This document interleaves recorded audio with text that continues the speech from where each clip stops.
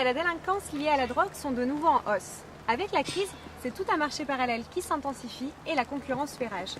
La France aurait-elle perdu la bataille contre la drogue? Comment les gens le vivent-ils au quotidien? C'est ce que nous allons voir dans cette émission Drogue, violence, zone de non-droit.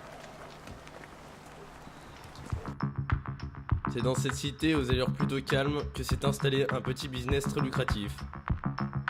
Ce business, c'est la drogue. Implanté en plein cœur du campus universitaire toulonnais, on voit s'intensifier les petits trafics en tout genre, et cela aux dépens de la population locale. Nous avons pu être présents lors d'une patrouille de routine en caméra embarquée en début de soirée. Ça y est, on arrive dans la cité. Quartier très sensible. Et généralement, ça se passe pas très bien quand on passe par ici. Faites attention avec la caméra, qui ne voyait pas. Et il faut plus qu'ils évitent d'avoir la caméra. Ah, attention, je vois 3 individus là. Attention. Une caisse! Oh merde! Et voilà. Ça se passe tout le temps comme ça. Mais ouais. Tant que rien ne sera fait, on sera en sous-effectif et On peut on n'aura rien aucune faire. chance C'est du aucune suicide. chance d'intervenir. Là, on peut pas sortir, hein, on se fait caillasser, c'est fini pour nous. C'est clairement du suicide. Vous pensez que les moyens mis en œuvre ne sont pas suffisants? Non, non, clairement pas. Ça suffit pas, il faudrait qu'on soit au moins aussi nombreux qu'eux. Oui, Ouais. c'est sûr. C'est du suicide. On va sentir dans ces conditions. Non, non, je peux pas.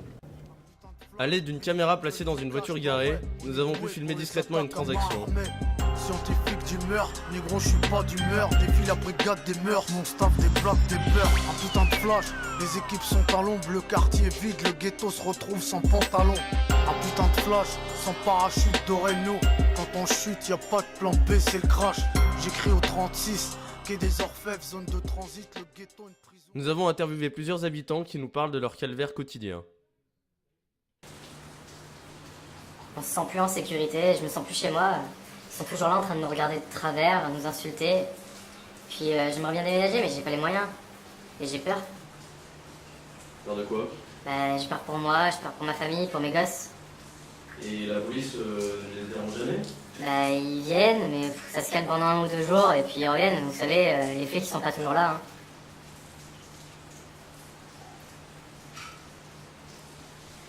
Ils sont 10 ou 15. Souvent, je peux même pas rentrer devant chez moi. Ils bloquent l'entrée. Et puis, vous croyez que cette drogue, c'est bien pour les enfants? Nous avons réussi à obtenir un entretien avec un des lieutenants de la zone. Nous l'appellerons Malik. Quel est votre rôle dans la cité? Au quartier, de toute façon, tout le monde me connaît, tout le monde sait ce que je fais. Enfin voilà, on va dire que j'ai mon petit réseau. Enfin voilà, on va dire que je suis un dealer. Je suis un dealer, voilà, un petit peu le chef des dealers, si vous préférez. C'est une activité qui vous rapporte, le trafic de stupéfiants? Ouais, ça me rapporte, on va dire que j'ai pas à m'en plaindre. Genre voilà, toi tu gagnes combien? 1500, 2000 euros par mois? Moi, ça, je le fais en une journée. Ça, voilà, ça me suffit pas par mois, on va dire. Donc je fais ce que je peux pour être bien sapé, tout ça. Crever des meufs, tout ça, voilà, quoi. C'est une activité dangereuse que vous menez. Ça vous arrive de porter des armes sur vous? Ouais, de toute façon, le taf que je fais, voilà, tout le monde fait, il y en a beaucoup qui veulent avoir ma peau dans cette cité. Vu que je suis le chef, voilà, tout le monde veut me descendre pour avoir le réseau. Et voilà, je suis toujours avec une arme, elle est toujours là, voilà, comme je la monte là, tu vas voir. Enfin, voilà, quoi. Après, j'ai aussi mon petit stock d'armes à la maison, en cas où il y a une bavure, vous inquiétez pas qu'il y aura plus de morts chez l'adversaire. Voilà. Après quelques minutes de négociation, Malik a bien voulu nous montrer sa planque d'armes, mais cela à l'abri de notre caméra. Et effectivement, sa cave débordait bien d'armes en tout genre. Fusils à pompe, pistolets de gros calibre, armes de guerre. C'est un véritable arsenal.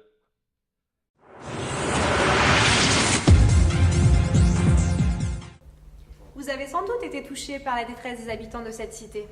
Pourtant, ce reportage n'est qu'une fiction tournée en une journée par les étudiants de l'université. La manipulation de l'image est pratique courante chez les médias. Analysez, critiquer, juger, rester éveillé. On vit dans les bas-fonds, dans les entrailles du monde, on est parqués comme des monstres dans les cités françaises. C'est pas un hasard si on veut arracher la cuillère d'argent, braquer la chance dans les cités françaises. Imagine Marianne porter le foulard des blancs pauvres, c'est la Roumanie dans les cités françaises.